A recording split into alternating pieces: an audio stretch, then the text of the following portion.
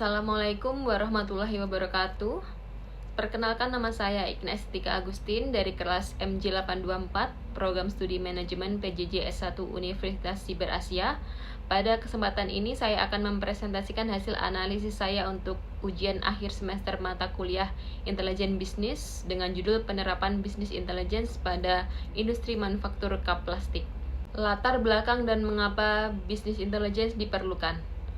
Saat ini, industri plastik manufacture, khususnya produksi cup minuman, mengalami perkembangan yang cukup pesat, didorong oleh perubahan perilaku konsumen yang semakin banyak berbelanja lewat platform digital. Namun, tantangan besarnya adalah bagaimana mengelola data transaksi yang jumlahnya besar dan kompleks, lalu mengubahnya menjadi informasi yang berguna. Disinilah bisnis intelligence menjadi penting.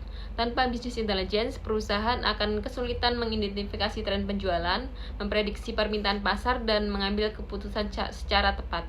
Padahal keputusan yang tepat dan berbasis data sangat menentukan strategi pemasaran, distribusi, maupun produksi. Tujuan penerapan bisnis intelligence. Ada 5 tujuan utama dari penerapan bisnis intelligence pada analisis ini. Pertama, menghasilkan insight strategis dari data transaksi. Kedua, mempermudah monitoring kinerja perusahaan. Ketiga, mendukung keputusan berbasis data. Dan keempat, meningkatkan efisiensi operasional. Dan kelima, meningkatkan keuntungan atau profit perusahaan. Alur penerapan bisnis intelligence. Sekarang saya akan menjelaskan alur bisnis intelligence yang saya usulkan, mulai dari data mentah sampai keputusan strategis. Tahap pertama, sumber data dari transaksi. Data dikumpulkan dari berbagai kanal, misalnya marketplace seperti Tokopedia dan Shopee, website perusahaan, sistem ERP produksi, distributor, hingga sistem pos di toko. Tahap kedua, integrasi data atau proses ETL, singkatan dari extract, transform, load. Dari data berbagai sumber tadi dibersihkan, diseragamkan formatnya, kemudian disatukan. Tahap ketiga, data warehouse, yaitu tempat penyimpanan data secara terpusat dan terstruktur sehingga siap dianalisis kapan saja.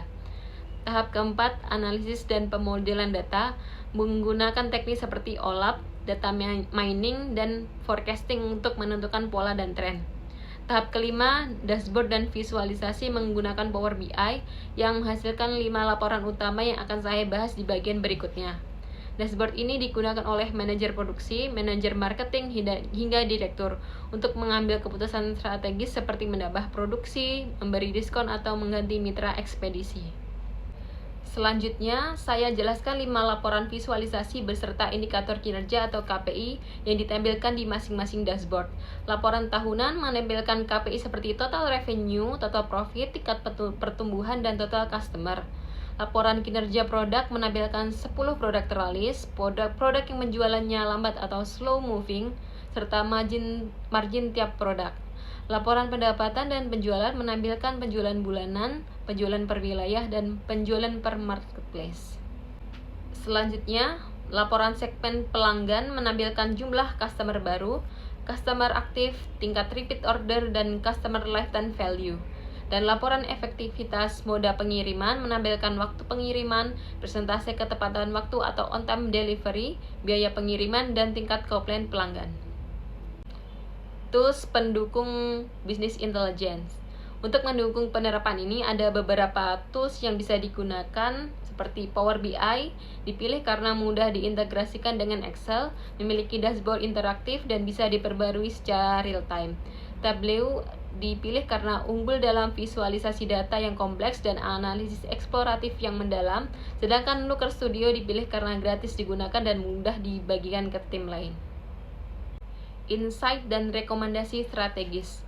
Bagian ini yang menurut saya paling penting karena bisnis intelligence bukan hanya soal membuat dashboard, tapi bagaimana hasil dashboard itu diinterpretasikan menjadi keputusan bisnis. Berikut contoh insight yang bisa dihasilkan. Insight pertama, produk cup ukuran 60 ons menyumbang 40% dari total penjualan, sehingga produksinya perlu ditingkatkan.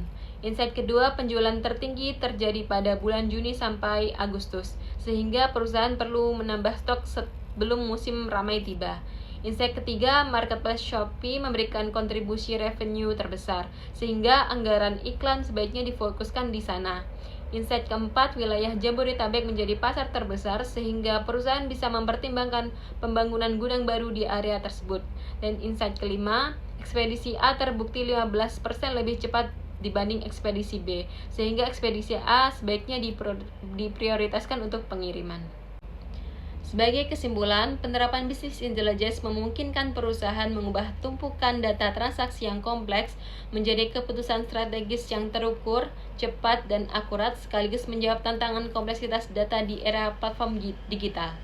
Dengan dashboard interaktif dan analisis berbasis data, manajemen dapat memonitor performa perusahaan secara real-time sehingga keputusan pemasaran produksi dan distribusi menjadi lebih cepat, akurat, dan terukur. Demikian analisis yang saya sampaikan mengenai penerapan bisnis intelligence pada industri manufaktur cup plastik. Terima kasih atas perhatiannya. Mohon maaf apabila ada kekurangan dalam penyampaian saya. Wassalamualaikum warahmatullahi wabarakatuh.